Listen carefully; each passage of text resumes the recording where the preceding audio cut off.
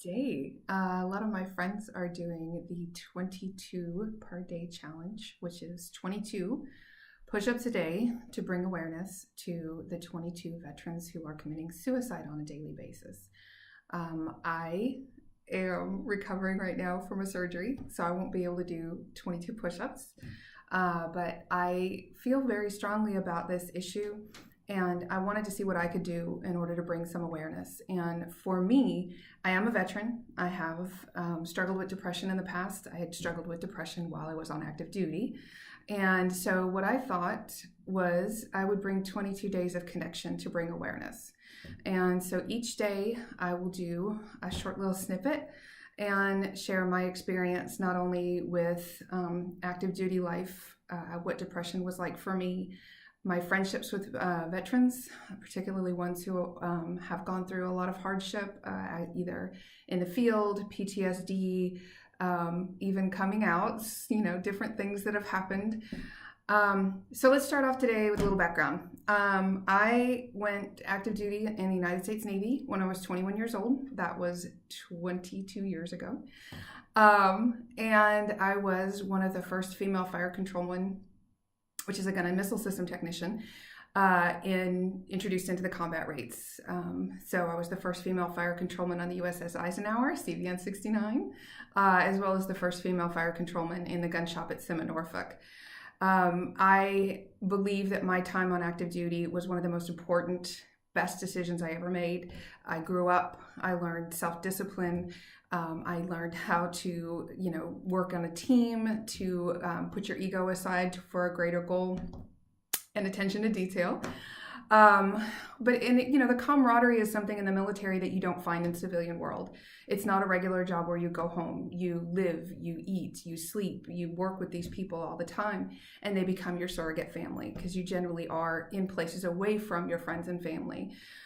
So it's a totally different environment. And it was in that environment when I was 22, when I had my first major clinical depressive episode. And this was, I'm going to say straight up, I was like the least salty sailor you've ever seen. I was a peacetime sailor. So I was as far away from the shit as you could possibly be and be active duty. The carrier I was on was in dry dock. But that was during the time when you didn't talk about it if you had depression. There was still a lot of shame around it. Prozac was what most people use as far as treating it. That's what I was put on.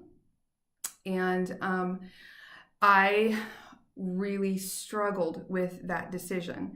I was told in no uncertain terms, you can stay on your medication and you'll be fine, and I chose to proactively go to therapy to also work on coping skills, which I encourage everybody to do.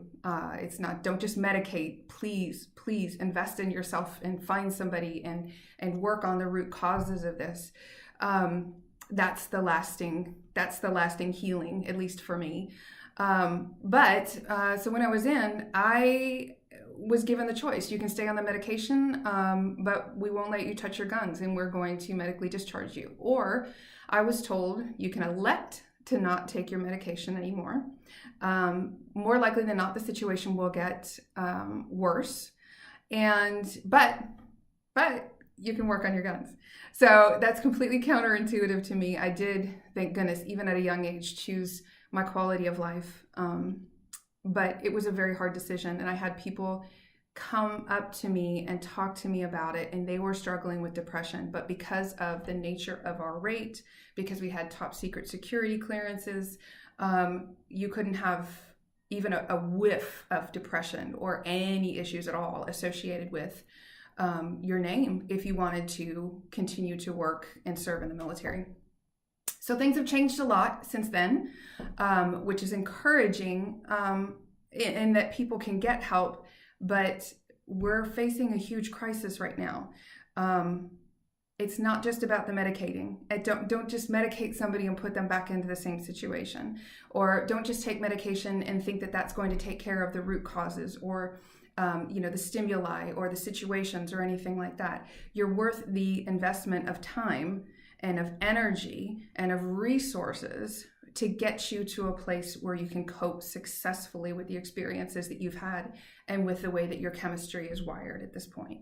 So that's it. 5 minutes for today. That's enough of my rambling on, and I will be back tomorrow. Thank you so much. And please, if you see someone struggling, connect.